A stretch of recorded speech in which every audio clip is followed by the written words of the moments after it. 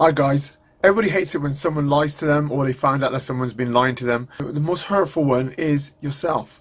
What happens when you find out after a few months that the biggest lie was told to you by yourself and it sets you up for a downfall?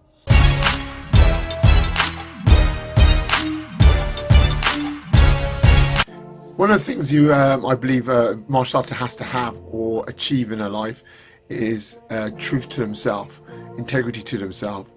The biggest flaws people can have is where they start to believe things what makes them feel comfortable, what makes them feel like they're better than they really are.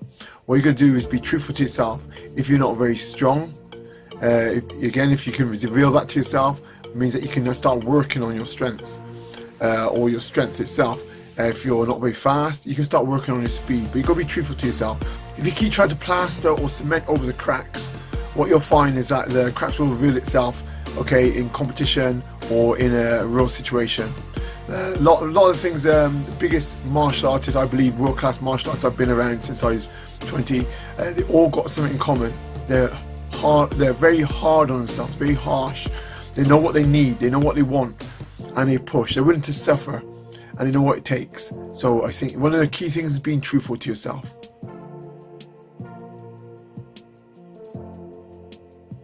What you got to remember, if you start to cheat yourself, okay, start to lie to yourself in life, you will do this when you train, when you fight. You know, when you lose a fight, you got to be honest. Why did you lose? You can't go and say, yeah, he caught me with a lucky punch. There's no lucky punch. He was trying to knock you out. He was trying to submit you. He was trying to beat you. You got to be honest and look at your flaws. Even when I used to win in the early days, I believe the best thing is you learn from your wins and your losses, more so from your losses because you're willing to see where your mistakes are. These are the best champions that say this. But even when you win, you got to look at how could I finish that fight better? How could I finish it faster, quicker? And that's the way you're being honest to yourself.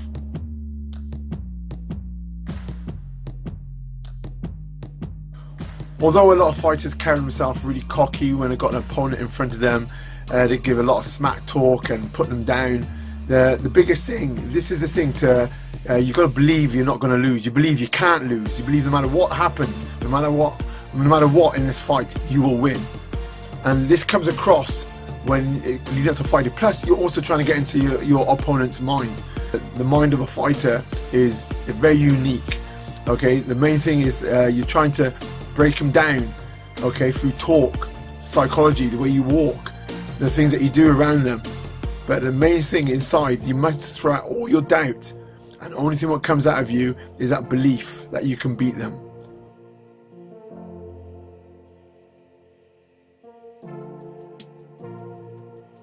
But after the fight, after the competition, this is where you've got to start to be truthful to yourself. All this puts aside, especially with your teammate, your training partners, they got to be honest to you. They can't shy, they can't be frightened of what they say in front of you and around you. You've got to be honest. As long as it's, again, not malice, they're actually talking to you from the heart, you can constantly improve. And this will show through your years, through 5 years, 10 years, 15 years of training and fighting.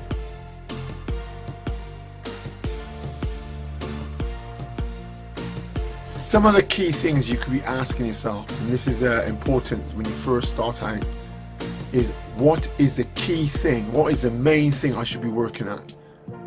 When I first started, I was obsessed with getting flexible in martial arts. I started with boxing, but when I got into martial arts, it's about being able to kick. I could already punch, I already knew how to slip, weave, and use my hands. But using your legs was unusual, and it's very devastating. If you catch a kick to the head, I'd rather be punched to the face rather than kicked to the face. So I was so obsessed with trying to get my legs above waist height. So everything was to do with flexibility, dexterity, stretching. And this is my key task for the first 6 months. I didn't know how long, I thought it would be about a year, but luckily I obtained flexibility at a good level within a few months.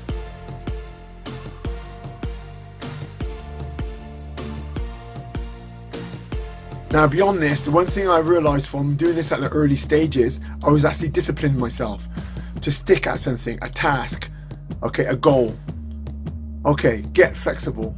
So I stuck at it day in, day out, motivated, studying it, And then after that, it was about physical fitness.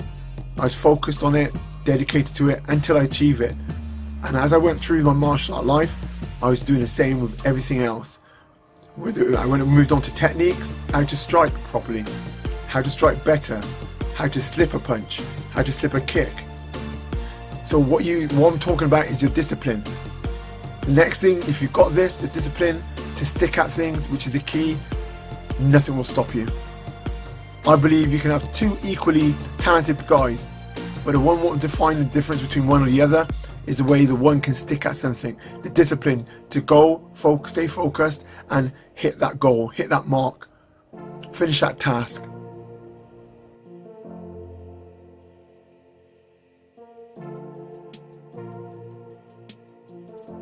To appreciate things, you need to work. You need to look back and you're going to say, well done, pat yourself on the back and be proud of yourself. There's nobody else.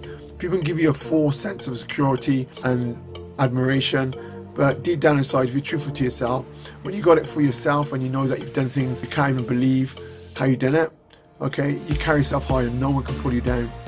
You have to believe in yourself. So as Mark Weir rounded up, and don't forget, as he normally finishes it off, the fountain youth is sweat. Work hard, sweat more, and stay young. Catch you on the next episode.